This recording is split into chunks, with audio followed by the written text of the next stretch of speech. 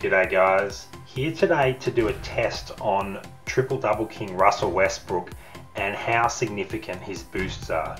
So we're going to do that by jumping into a season mode, and we're going to start off using Magic Johnson. So this will be our baseline, and I'm going to autoplay the entire thing. So let's skip through so you don't actually have to watch it all played out live, because watching autoplay is pretty boring and frustrating because the players do some pretty silly things at times. But we're going to use this to give us a baseline as to how many points we score and how many points the opponents score using a point guard that's not Russell Westbrook. And we'll play half a game, then we'll sub Russell Westbrook in for the second half of the game, and then we'll play another game where we switch it. So Russell Westbrook starts for the first two quarters, and then we end the game in the second half with Magic Johnson.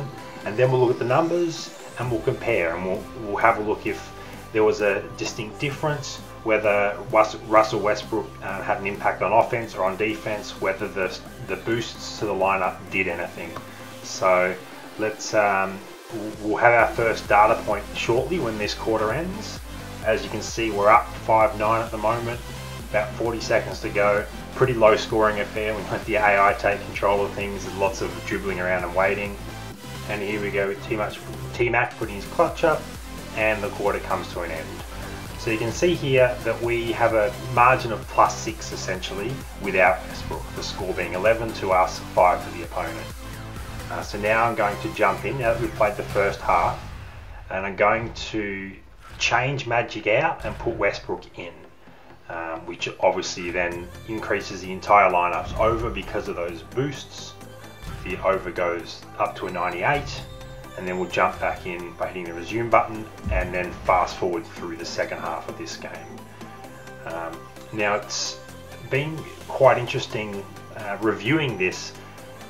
I wasn't sure what to expect. Personally, I didn't feel like there was an impact playing with Westbrook, and when I play against Westbrook in league versus league, he seems quite easy to face. But you can see here that the first most of this quarter actually went pretty much scoreless, but hit a couple of shots towards the end. So I was like, oh, actually, Westbrook looks promising here in terms of the defense, because the AI wasn't really scoring, but we didn't really score that much either. And then, of course, the AI hits his full court shot to end the quarter. So jump into the fourth quarter, sieving through this again. The floodgates opened a little bit more this time round. There was a lot of scoring on both ends. This game actually ended up in a tie, a 17-17 tie. It went to overtime, but I've taken the overtime quarter out because I just wanted 8 quarters all up. 4 with Westbrook, 4 with Magic Johnson, with them each having played each first, second, third and fourth quarter, but I split it over 2 games so that they had a matchup against the same team rather than different teams, different lineups, just to balance it a little bit. And you can see here, here's that 17-17. So with Westbrook, we've actually got a -6 margin without a +6 margin. So it wasn't a good sign for Westbrook, but maybe that's because he plays better in the first half. So now we jump into this second game with Westbrook in the lineup for the first half, and we'll use Magic in the second half, and we'll see how this goes. So once again, hitting autoplay. It was about 25 minutes of autoplay footage all up, and I watched it as it was happening, and gee, it was frustrating. Some of the things that the AI did, mainly on my team, you were just questioning why would you do that. And there was a lot, as I said earlier, a lot of standing around, dribbling, wasting clock, which is good if your AI plays like that against an opponent in league versus league. Prevents them from scoring, but you'd like to see them get some points up too, and there's lots of misses in this. In most quarters though, T-Mac did get his clutch shot off, whether it was a 2 or a 3-pointer.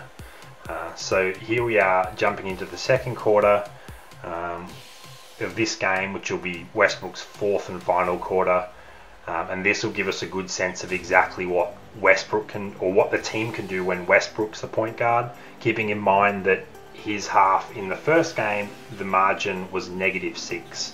So we definitely don't want to see a negative margin in the first half of this game. That would be a very bad sign for Westbrook. And we end up finishing this game, or finishing this half, reasonably strongly. getting some points on the board.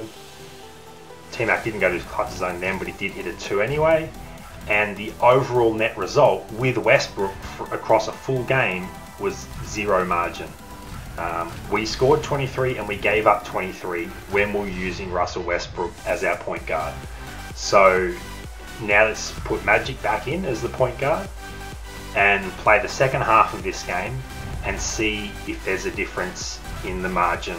Keeping in mind that when he played in the first game, he had a +6 end result. So as long as he doesn't have a negative margin here, it's looking like playing without Westbrook, as long as you've got a decent point guard, and Magic is a decent point guard, is potentially better in terms of your response, your AI. Which was interesting. Given the amount of boost that Westbrook has, you would have thought that there would be some difference, but under AI control, those boosts seem to be negligible. And we'll find out at the end of this game whether it's actually worth having him as your response point guard, or whether it can actually be a detriment to the team. So we're still up by 4, final quarter of this game. A lot of footage, a lot of auto playing that had to happen. A lot of missed shots and frustrating plays. This is, I think seasons get a little bit harder as you progress, and this is like my 15th season, I think, so that might play into it a little bit, but still season mode is generally speaking pretty easy. Okay, so the end of this, and we see that we win this one 28-21. So the net result for Magic was a +7 margin. We went +1 in the second half of this game with Magic. So if you use Westbrook as your response, you can expect a net margin of 0, and if you use Magic or another decent point guard as your response, you can expect a net margin of +7 or thereabouts. This is a small sample size. You'd have to do multiple season games end on end to get a true test of the exact results, but even this small sample size strongly suggests that having Westbrook as your response point guard is not as good as having someone else as your response point guard. The boosts don't actually impact the AI. In fact, it looks like they are a detriment to the AI to some extent, which was quite surprising. So although they did seem to increase your scoring, but they also made your defense much worse, which was the net result of a 0 net game. So you might score a little bit less under AI control with a different point guard, but your defense is probably going to be much better. So I hope that that's been useful and that you learned something from that. I'd be curious to know if you currently use Westbrook as your response PG, and if you've tried using someone else and what your thoughts are. But I haven't used him as my response point guard for a while because I like picking on him in league versus league, but I'd be curious to know what some other people think, what your experience has been. So please let me know in the comments below. Don't forget to give this video a thumbs up if you enjoyed it, and please subscribe to the channel if you want to keep watching the videos that I put out. Thanks guys.